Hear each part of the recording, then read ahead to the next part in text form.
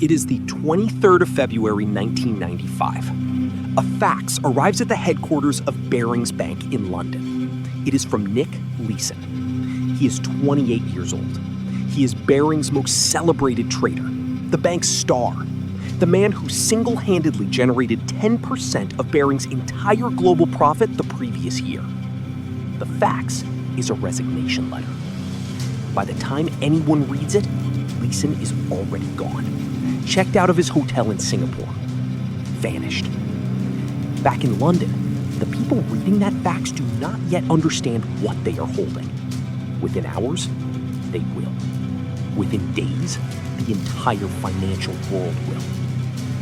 Barings Bank, 233 years old, banker to the British royal family, the institution that helped finance the Napoleonic Wars and the Louisiana Purchase, will cease to exist. One man, one account, one catastrophic lie held together for 3 years. This is how it collapsed. Let's go back. 1762. London. Francis Baring founds a merchant bank. It grows quietly, steadily, over centuries, into one of the most prestigious financial institutions in the world. By the late 20th century, Barings is not the biggest bank, but it carries a name that means something. Old money. The kind of bank that does not fail. In 1989, a young man from Watford joins Barings as a clerk. His name is Nicholas Leeson. His father is a plasterer. He went to a state school. He did not go to university. In the world of London finance in 1989, this matters. The trading floors of the city are filled with men from Oxford and Cambridge who have known each other since prep school. Leeson is not one of them, but he is sharp, obsessively detail-oriented. He understands numbers the way some people understand music, intuitively, physically, in his body. And he works harder than almost anyone around him. In 1992, Barings sends him to Singapore. Leeson is 25 years old, and he has just been handed the keys to a brand new operation, Barings Securities Singapore. Leeson will manage the back office, settlements, paperwork, the administrative infrastructure of trading. Unglamorous work, important work, the kind of work that keeps a trading operation honest. But Leeson wants more. He applies for a trader's license. Barings approves it. Within months, he is both running the back office and trading on the floor of the Singapore International Monetary Exchange, SIMEX, a situation that should have immediately alarmed every compliance officer in the building. It did not. Here is what Leeson is supposed to be doing. Arbitrage trading. Specifically, he is exploiting tiny price differences between Nikkei 225 futures contracts, bets on the Japanese stock index, traded on 2 different exchanges, SIMEX in Singapore and the Osaka Securities Exchange in Japan. When the same contract is priced slightly differently on 2 exchanges, you buy on one and sell on the other. Lock in the difference. Low risk, reliable, boring. This is what Barings believes Leeson is doing. This is not what Leeson is doing. At some point in late 1992, the exact moment is hard to pin down, Leeson begins hiding losses. A junior trader on his team makes a mistake, a bad order, a loss of about £20,000. Small, recoverable. But instead of reporting it, Leeson buries it. He opens an error account number 88888. In Chinese numerology, 8 is the luckiest number. 5 8s. The loss goes in. The account is hidden from Barings' London headquarters. £20,000 becomes 100,000. 100,000 becomes 2 million. 2 million becomes the beginning of something that will eventually consume the entire bank. To understand what happens next, you need to understand one thing about futures trading. When you take a position on a futures exchange, when you bet that the Nikkei will go up or down, the exchange requires you to post margin, cash collateral, proof that you can cover your losses if the trade goes wrong. The bigger the position, the more margin required. As Leeson's hidden losses in account 88888 grow, he needs more and more trades to try to recover them. Bigger bets, higher stakes, and each new position requires more margin, more cash from Barings in London. So Leeson does something audacious. He requests the cash, and he lies about why he needs it. He tells London the margin calls are coming from client accounts, that customers are requesting funds, that this is normal business. London sends the money, hundreds of millions of pounds, wired to Singapore, to cover positions that London does not know exist, to fund losses that London has never been told about. There is a reason this works for as long as it does. Leeson controls both sides of the operation. He is the trader and the settlements manager. He generates the trades, and he processes the paperwork. When London asks for confirmation, the confirmation goes through Leeson. When auditors request records, the records go through Leeson. He is the only person who can see the full picture, and he is the only person making sure no one else ever does. In 1993, Barings' internal audit team visits Singapore.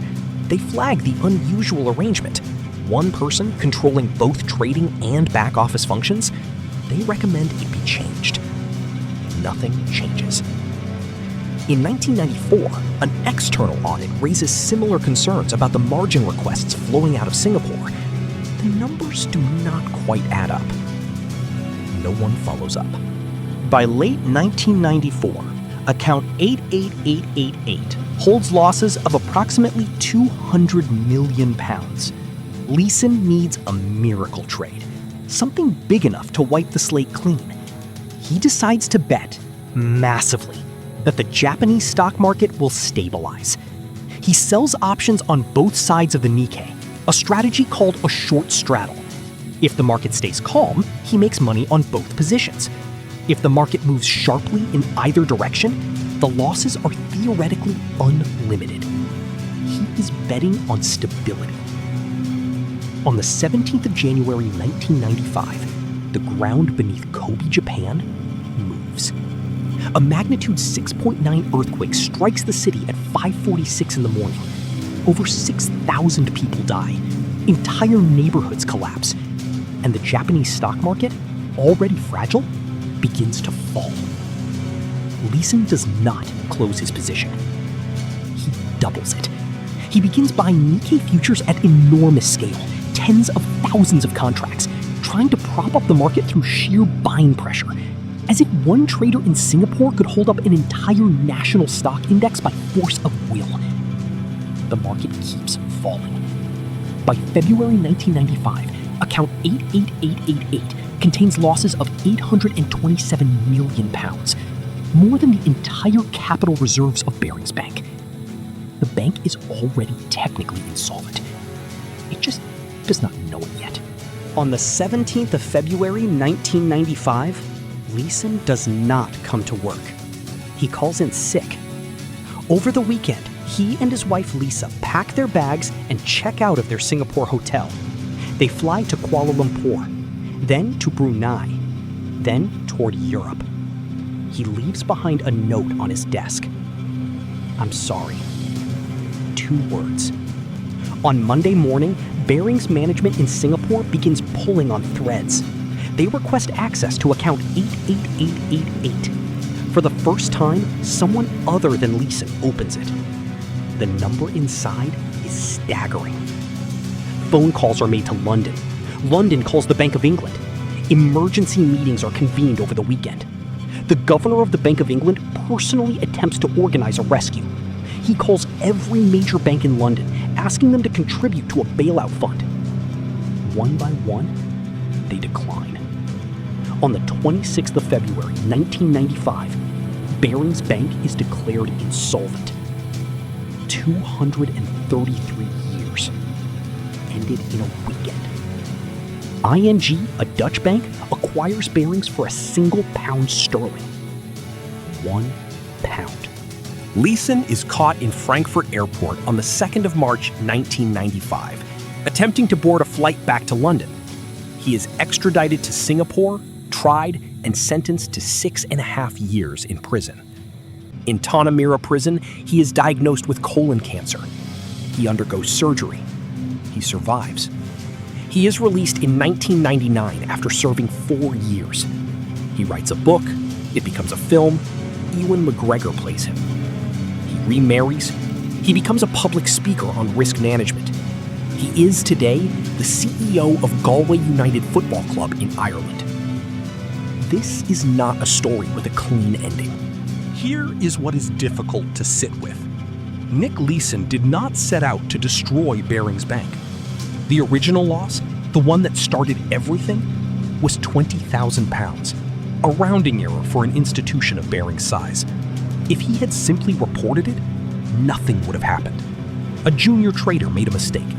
It would have been absorbed and forgotten. But he didn't report it. And then every decision that followed was shaped by that first one. Hide the small loss, cover it with a bigger trade, request more margin, lie about why, hide the new loss, cover it with an even bigger trade. The machine fed itself. But here is the harder question, the one that tends to get buried beneath the story of Leeson's audacity. How did no one notice? For 3 years, hundreds of millions of pounds flowed out of London to Singapore in response to margin calls that should have triggered alarm on day one.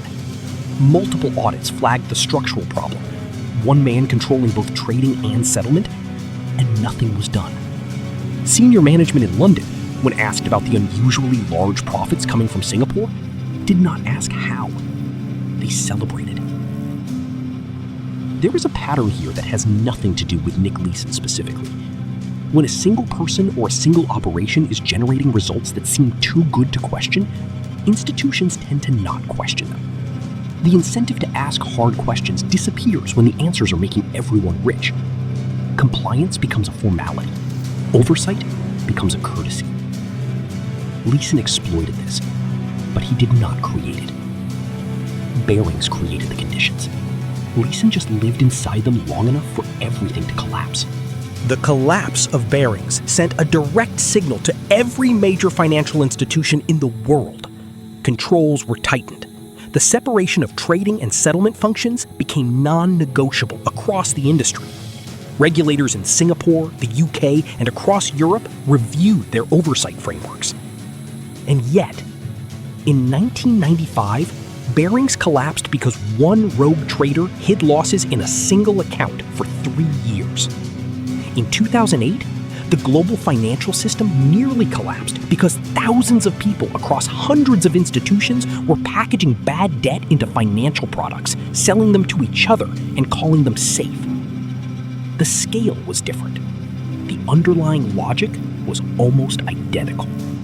When the losses are hidden well enough and the profits are real enough, no one asks the question that needs asking. The Barings collapse did not change human nature. It did not change the way institutions respond to easy money. It did not fix the fundamental problem, which is that the people responsible for oversight are often the same people benefiting from not looking too closely. What it did do was end one bank, make one man famous, and give the rest of the financial world a story to tell about how this kind of thing happens to other people. It does not. It happens to everyone, eventually. The account number just changes.